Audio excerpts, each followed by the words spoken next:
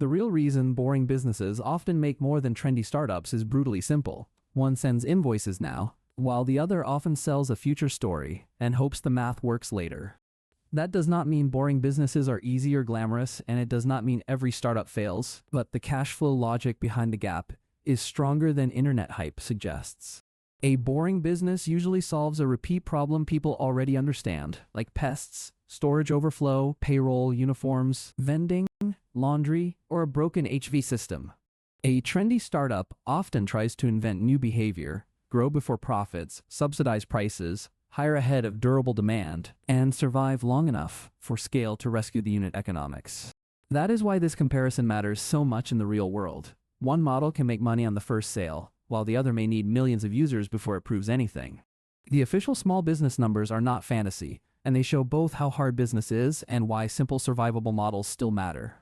U.S. labor data tracking establishments born in March 2013 found that 6% survived 1 year, 9% survived 2 years, and 6% made it to year 5.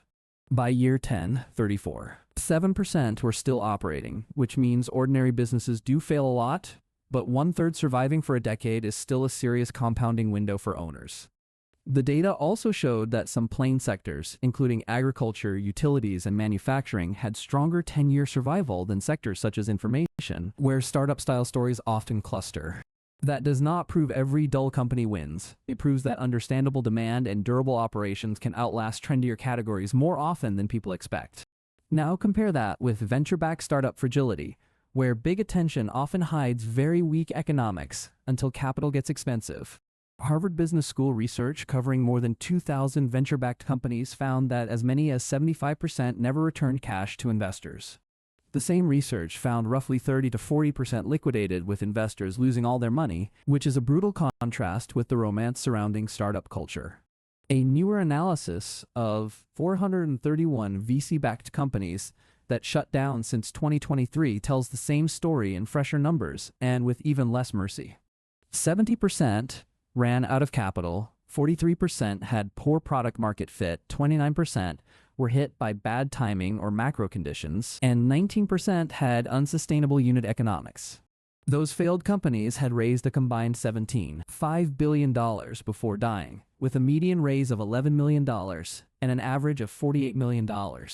More than half shut down within 22 months of their last fundraise, which means many trendy startups do not fail because nobody cared. They fail after massive attention and cash. That difference explains the first big edge boring businesses have. They usually sell painkillers, not vitamins. Roaches, termites, clogged drains, waste pickup, storage overflow, and laundry machines are not aspirational purchases that depend on fashion or investor mood. They are annoying, expensive problems that keep coming back, and recurring pain creates recurring revenue in a way hype-driven adoption often cannot match. The second edge is payment speed, because boring businesses often collect money very close to the moment the service happens. A laundromat customer pays now, a storage tenant pays monthly, a pest control route renews, and a vending operator collects card or cash revenue continuously through the route. A startup, by contrast, may spend years growing users before proving whether those users can ever be monetized at a real profit.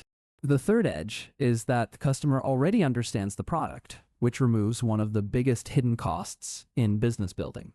Nobody needs a keynote, viral thread, or massive education campaign to understand why termites, extra furniture, payroll mistakes, or broken air conditioning create a real buying need.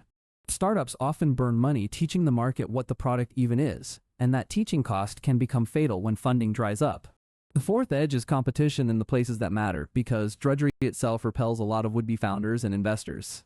There may be many competitors on paper, but far fewer people want to manage truck fleets, route density, machine maintenance, local permits, ugly customer complaints, and staff turnover. That repulsion is part of the moat, since glamour attracts capital, while operational grind often protects margins for the owners willing to live inside it. The fifth edge is that boring businesses can often be underwritten with boring math, which is exactly why they work.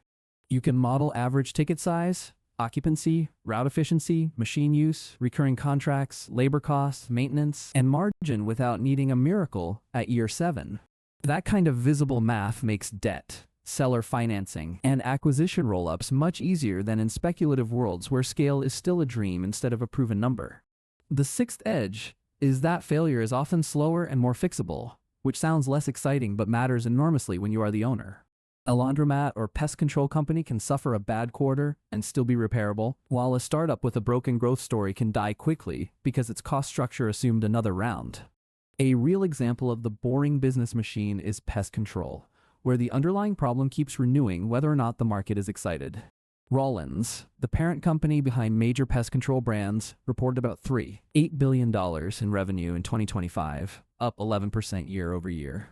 It also reported operating cash flow of $608 million, and more than 80% of revenue came from recurring base business and ancillary service lines. Even before acquisitions, organic growth reached 6.9%, which is a powerful summary of the model. Recurring problem, recurring payment, route economics, and sticky customer relationships. Roaches do not care about venture sentiment, and termites do not pause, because funding markets became tighter, which is exactly why that business can keep compounding quietly. A second example is self-storage, another business many people mock until they see the margin structure and demand drivers behind it. By the end of 2025, Public Storage owned or operated 3,533 self-storage facilities across 40 U.S. states, with about 258 million rentable square feet. The company also held a major stake in a European storage operator and reported a same-store net operating income margin of 78.4%.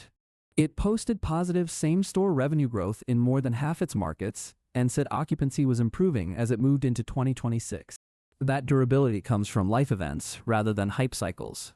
Moving, divorce, death, college, renovation, inheritance, downsizing, business overflow, military relocation, and simple household clutter. Storage demand can rise in good times and bad times, which is why industry analysis often describes self-storage as recession-resistant. Now put that against the startup graveyard, and the contrast becomes harder to ignore. Olive and Convoy became famous post-2021 failures when both highly funded companies, once valued around $4 billion each, shut down within weeks of one another in October 2023. WeWork became an even bigger cautionary tale after once touching a $47 billion valuation and later filing for bankruptcy protection in 2023. Bird, one of the fastest companies ever to reach unicorn status, filed for Chapter 11 in late 2023 after maintenance costs, hardware wear, unit economics, and capital pressure broke the model. These are not cases where nobody believed the dream. They are cases where belief arrived early, and the durable economics arrived too late or never arrived at all. That explains the deeper reason boring businesses often make more for owners, not just for companies viewed from far away on a headline. A locally dominant service company can throw off cash every month without forcing the owner to give away huge slices of the upside just to survive the ramp. A startup founder can build giant paper value and still end up diluted, replaced, repriced, or wiped out because the business kept needing outside money to stay alive. The difference is easiest to see when capital gets expensive, because then the startup model is stress tested all at once while the root business still wakes up to ordinary invoices and repeat customers. That is exactly what the 431 shutdown analysis showed. Money dried up, product market fit was weak, timing went bad, or unit economics never worked without subsidy. More than half of those VC-backed failures died within 22 months of the last fundraise, which means dependence on the next round became a hidden cliff. Boring companies face problems too, but those problems are usually visible in advance through occupancy, route density, average ticket, labor cost, or maintenance rather than hidden inside a valuation story. Visible problems are often easier to finance and fix than invisible ones, which is why lenders and buyers can understand a storage site or pest route more easily than an uncertain app story. Rollins illustrates that perfectly, because $3.8 billion in revenue, $678 million in operating cash flow, and more than 80% recurring revenue describe a machine, not a hope. Public Storage tells the same story from a different angle, since 3,533 facilities, 258 million rentable square feet, and a 78.4% same-store net operating margin are not hype metrics. Those numbers come from recurring necessity, and necessity is powerful because people keep moving, divorcing, downsizing, inheriting clutter, and needing storage regardless of the latest startup trend. The same logic holds in pest control, where insects do not care whether public markets reward software multiples or punish them. Roaches still show up, and customers still renew. That is why boring businesses often look stronger in bad markets than exciting companies do, because pain points keep billing even when investor appetite disappears. People also misunderstand the word boring, because boring does not mean passive or effortless. These companies often involve ugly operations: pests, wastewater, trucks, lease issues, claims, weather, maintenance, theft, regulation, late-night calls, and relentless execution. That pain is not a weakness of the model. Very often, it is the exact reason the model can keep paying the people willing to handle it.